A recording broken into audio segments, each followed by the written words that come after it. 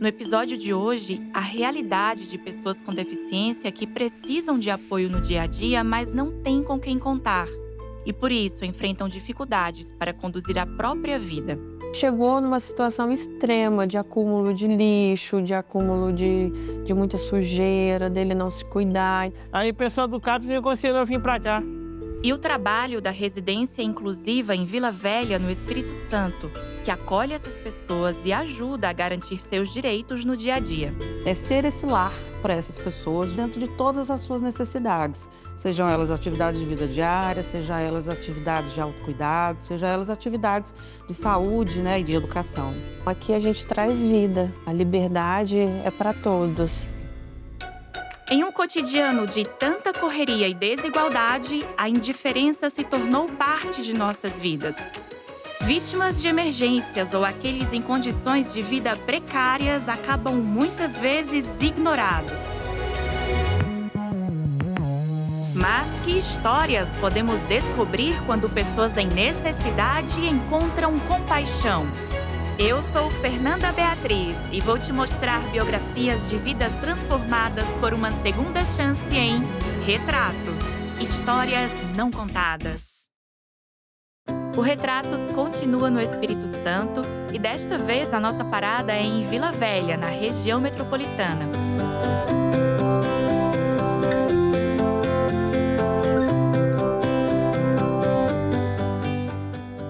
O estado do Espírito Santo começou a ser formado aqui em Vila Velha há quase 500 anos.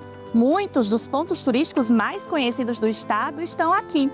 O município também é muito procurado pelos seus mais de 30 quilômetros de praia. E tudo isso faz de Vila Velha uma das cidades mais visitadas do Espírito Santo.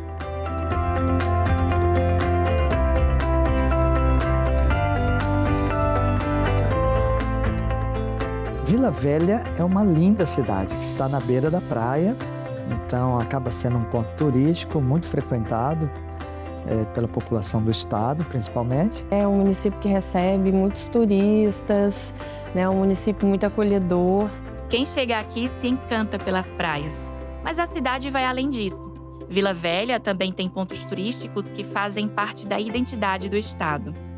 Mas o mais famoso é o Convento da Penha, que é próximo à Terceira Ponte.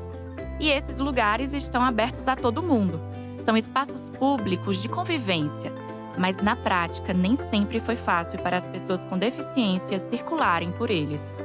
Os espaços de uso coletivo, as calçadas não eram preparados para essas pessoas, então elas eram impedidas muitas vezes de acessar bancos, supermercados, igrejas, até praias, enfim, locais que a gente tem o direito de estar acessando no dia a dia. Nos últimos anos, essa realidade começou a mudar. O município passou a olhar com mais atenção para a acessibilidade. As calçadas, por exemplo, estão sendo adaptadas para garantir mais segurança e autonomia no dia a dia. Sendo que ela tem a medida correta, tem acesso com rampas, e tem também alto relevo para deficientes visuais se orientarem, Tem o espaço para ciclista e o espaço para o pedestre. Outra iniciativa que busca garantir direitos às pessoas com deficiência é a residência inclusiva. O serviço é oferecido pela Prefeitura e executado pela ADRA, a Agência Adventista de Desenvolvimento e Recursos Assistenciais. A residência inclusiva foi criada numa parceria do município com a ADRA, uma necessidade que havia de atender esse público e a Prefeitura convidou a ADRA para estar à frente nessa parceria. O espaço acolhe pessoas entre 18 e 59 anos com deficiência física ou intelectual e que passaram por situação de vulnerabilidade. Uma pessoa com deficiência que não tenha seus direitos garantidos. Abandono, maus tratos, violência, toda uma situação que coloca ele em risco, seja física, psicológica, até nutricional, abandono. André é uma das pessoas que encontraram na residência inclusiva um lugar de acolhimento e recomeço.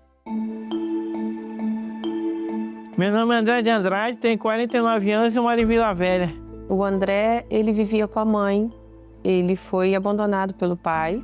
A gente acredita que o pai e a mãe também têm a deficiência intelectual, mas eles conseguiam, né, ter uma vida normal. Até hoje, André não tem contato com o pai. Ele cresceu só com a mãe e guarda com carinho as lembranças desse tempo. Me criou como pai e mãe, porque eu não tive pai, não.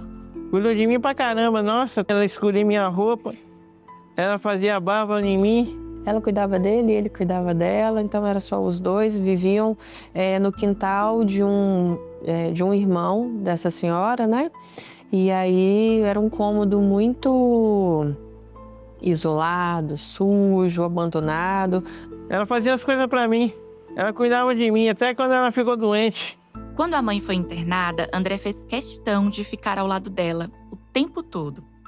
Essa é uma das memórias mais fortes que ele carrega. Porque eu queria ficar com ela no hospital, não queria deixar sozinha não. Eu estava sozinho em casa também. Ela no hospital e eu não sabendo como estava o estado clínico dela, e o Petro sabia, cuidava dela. Eu sabia que era o estado clínico dela, porque eles tinham um aparelhinho que eles mediam a pressão, mediam a febre, tudo eles mediam para mim. Então eu sabia. Ela não conseguiu ter uma ajuda dos familiares, a família é grande, mas o André não aceitava, né? Ele achava que a família estava tirando ela, né, desse convívio. Queria mandar para um asilo, minha própria família. Eu fui contra desde o começo. Eu reclamei, eu falei com o juiz, arrumei testemunho e tudo. E a testemunha falaram que eu cuidava dela direitinho. André seguiu no hospital, sempre por perto, cuidando da mãe, com o mesmo carinho que recebeu dela a vida inteira. Então eu fiquei no hospital lá, morando no hospital, eu não saí nem do hospital, eu morava lá. Eu não vinha nem em casa descansar. Eles mandavam como fala, eu voltar para casa, eles mandavam. Mas eu não deixava ela não. Por quê? Porque eu queria ficar perto dela. Eu fiquei com ela até quando ela morreu. Mas quando ela morreu, André perdeu sua principal referência. E junto à dor vieram também as dificuldades para seguir sozinho. E aí, quando ela faleceu, o André ficou sozinho no quintal do tio, mas como eles não tinham vínculo e pela rigidez do André, ele não era cuidado, né? Então, quem cuidava do André era o CAPS. No Centro de Atenção Psicossocial, o CAPS, ele passou a ter apoio para as coisas básicas do dia a dia, como se alimentar e cuidar da higiene. Então, ensinaram o André a chegar de ônibus até o CAPS, e aí no CAPS ele tomava café, ele participava das atividades, ele almoçava, e no final do dia eles davam uma marmita para o André ir para casa. Com o passar do tempo, André também criou vínculos ali, fez amizades e encontrou pessoas dispostas a ajudá-lo. Que me deu as coisas, me deu sabonete, me deu creme de... creme para passar no corpo. O nome dela é Fátima. Ela me ajudou pra caramba também quando eu tava lá no CAPS. Ele virou minha amiga, minha amigona. Mas a situação foi ficando mais difícil. E a própria equipe do CAPS orientou o André a buscar um novo caminho. Então a equipe já não estava dando conta, né? Na residência inclusiva, ele passou a contar com o apoio de uma equipe que acompanha de perto sua rotina e ajuda nas atividades do dia a dia. E aí ele veio pra gente porque ele, apesar de ser muito autônomo, de não ter nenhuma deficiência física, ele tem muita dificuldade, por conta da deficiência intelectual, muita rigidez e dificuldade de promover, de se autorregular ali, de conseguir fornecer os próprios cuidados. E aí é um trabalho diário também, de tentar trazer essa autonomia para ele.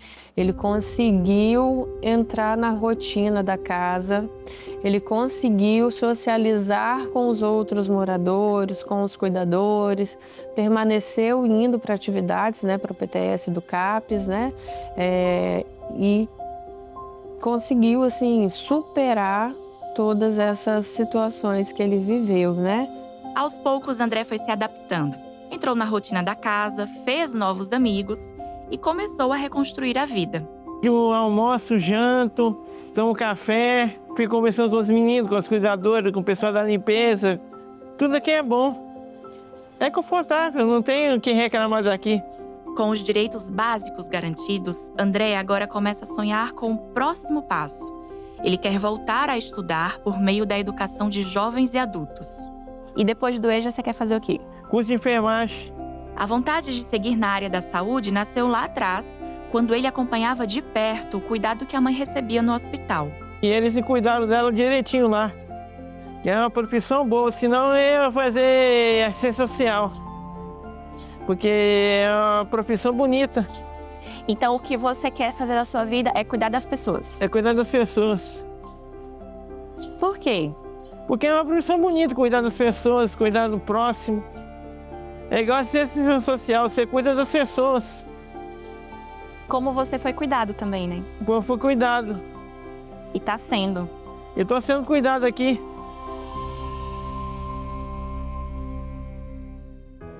No próximo bloco, o olhar da sociedade para as pessoas com deficiência.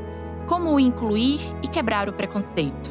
Preconceito de achar que pessoas com deficiência precisam estar excluídas, abandonadas, à margem, né, no escuro. Não.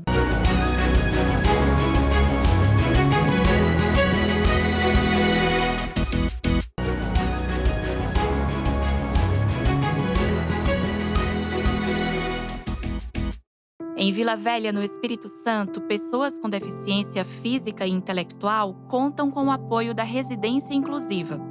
O serviço é oferecido pela Prefeitura e executado pela ADRA, a Agência Adventista de Desenvolvimento e Recursos Assistenciais. A gente recebe um morador que ele foi recusado pela família, que ele não tem estabelecimento de vínculo com a sociedade, e aí a gente apresenta para ele uma casa, né, porque a residência é um acolhimento institucional, mas a gente hoje, pelo novo termo, né, que a gente tem, é uma residência inclusiva no sentido de que aqui é um local onde ele mora. Os residentes que estão aqui são pelo motivo de não ter alguém que toma conta dele, não ter um familiar.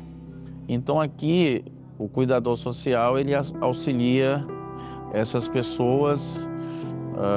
Alguns têm dificuldade no banho, aí a gente auxilia. Outros necessitam do banho no leito, né? É ser esse lar para essas pessoas de 18 a 59 anos, nesse período, dentro de todas as suas necessidades. Sejam elas atividades de vida diária, sejam elas atividades de autocuidado, sejam elas atividades de saúde, né, e de educação. Antes de chegar à residência, essas pessoas passaram por situações de vulnerabilidade. São histórias marcadas pela falta de apoio e pela violação de direitos. E é importante deixar claro que este não é um lugar de segregação. A gente fala que não é manicômio, que não é nenhuma clínica. As pessoas têm muito essa visão, né? Por ter deficiência, ser excluídos, abandonados. Aqui o que se constrói é o oposto disso. O espaço promove o cuidado e a convivência. Se a nossa equipe proporciona para eles todo tipo de acesso à vida comum da comunidade.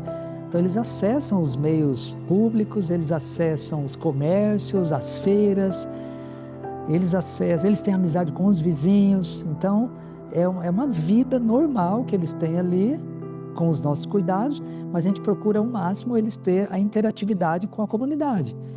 Também a gente trabalha dando dignidade a eles, saindo, às vezes passeio no shopping, passeios também aqui na Redondeza, acompanha também ao médico, no dentista, é essa a nossa função aqui. Mesmo assim, ainda existem diversas barreiras, e nem todas são visíveis. Muitas estão na forma de como a sociedade enxerga e trata as pessoas com deficiência. Nós vivemos uma situação, algumas semanas atrás, que o lixo aqui da rua estava acumulado na porta de uma pessoa, né? O gari chegou, né? A pessoa coletou, colocou nesse espaço. Nós colocamos também. Aí uma pessoa gritou e falou assim: eu não quero lixo de pessoas doentes. Tira o seu lixo daqui. Eu falei assim, então, como você e eu, nós estamos num espaço coletivo, a rua é pública, e não tem ninguém doente aqui. Aqui é uma casa. né? Aqui é uma residência, ok, que é um acolhimento, mas é a casa deles. Da mesma forma que eu tenho respeito por você, você tem que ter respeito por mim e por todos os moradores que residem aqui. Aqui é a casa deles. Por isso, o trabalho vai além do cuidado dentro da casa. A equipe também se empenha em abrir caminhos que promovam a convivência respeitosa entre os moradores e a vizinhança. Mas eu acredito que essa pessoa seja nova aqui no espaço, né, no território, e tenha esse preconceito de achar que pessoas com deficiência precisam estar excluídas, abandonadas, à margem, né, no escuro. Não, nós vamos dar visibilidade para essas pessoas, eles merecem. E Isaías é um desses moradores da residência.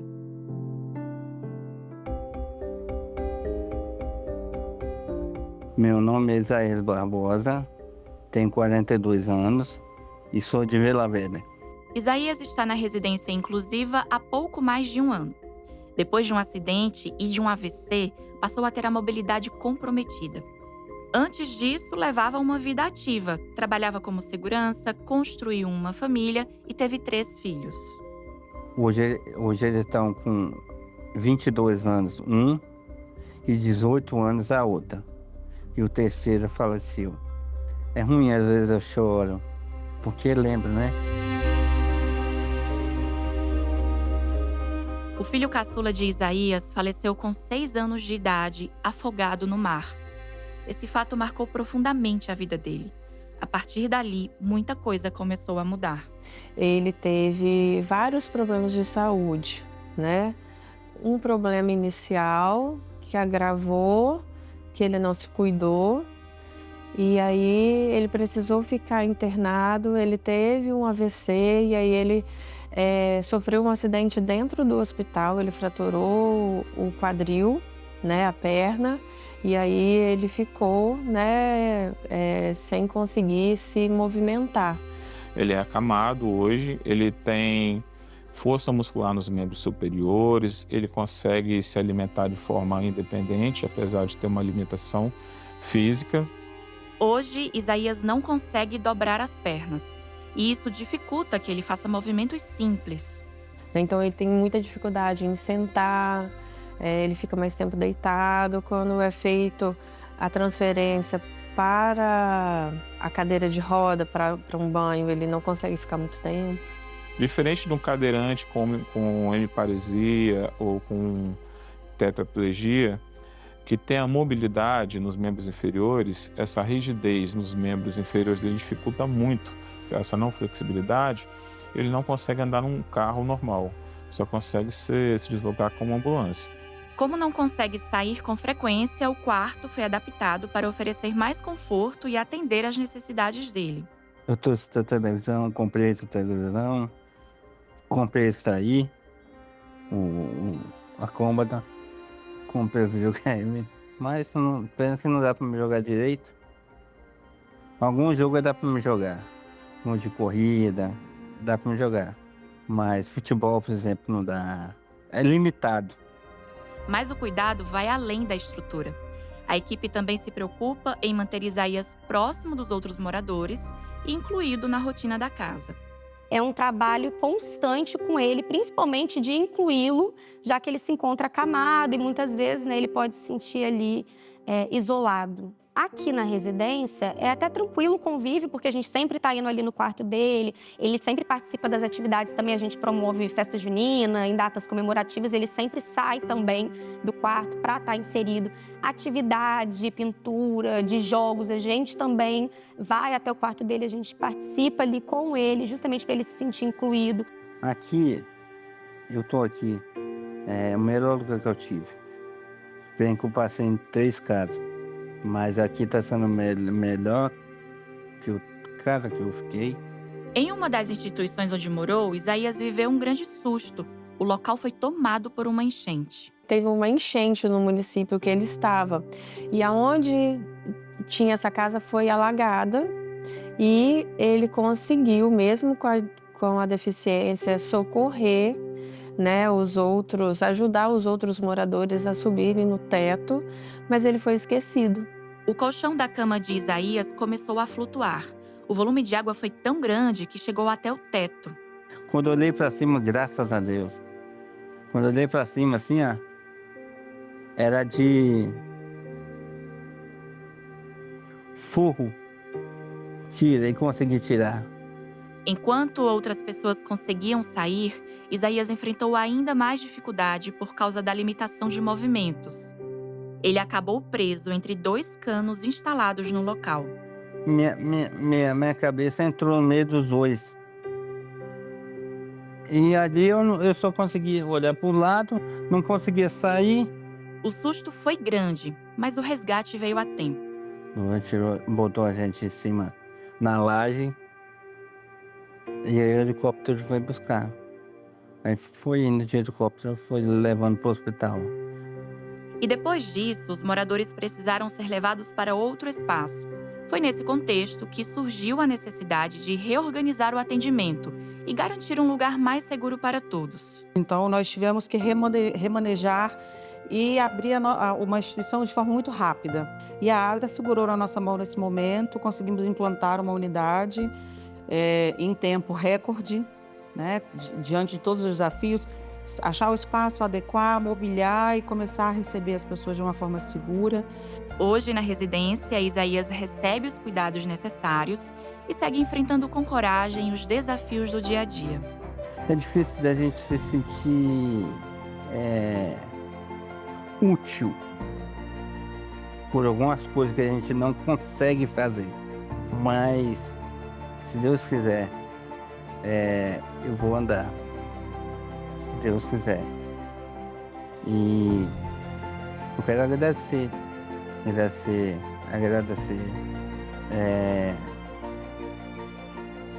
os cuidadores, a Camila, entendeu? Porque não é fácil. Eu vejo que não é fácil. Para a Prefeitura, a parceria com a ADRA tem um papel essencial, pois sozinha a gestão pública nem sempre consegue chegar onde mais precisa. E é nessa união que o atendimento ganha força e alcança quem realmente precisa. Todas as parcerias são muito caras para a gente, mas a ADRA hoje aqui em Vila Velha ela está muito na alta complexidade, que são serviços 24 horas. Então, assim, eu agradeço muito a ADRA, porque sem essa parceria, realmente, nós não conseguiríamos alcançar e atender tão bem a população que mais precisa, que é essa população vulnerável, com vínculos totalmente rompidos, precisando ser totalmente restabelecidos. Mas o trabalho ainda enfrenta desafios. Um dos principais é o preconceito. Mas temos o desafio do preconceito. O preconceito de muitas pessoas em relação a esse público. Então, muitas pessoas, às vezes, não visitam uma residência inclusiva por ter preconceito a esse público. Então, muitas vezes, o preconceito aparece no olhar distante, na falta de informação ou até no medo de se aproximar. Mas eu acho que hoje, o principal desafio que a gente enfrenta é a questão do entendimento desse espaço. Né, das pessoas acharem que o melhor para uma pessoa com deficiência é o acolhimento, a exclusão, de estar preso em algum lugar, de achar que esse espaço é um espaço que é um depósito, que as pessoas vão ficar excluídas, presas, né, esquecidas, né? E não, aqui a gente traz vida, né? A liberdade é para todos.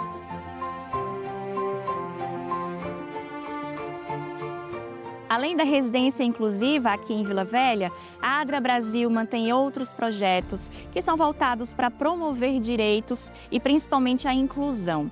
Para conhecê-los, acesse o site adra.org.br e veja como você também pode apoiar. Até porque promover a inclusão é um dever de todos nós.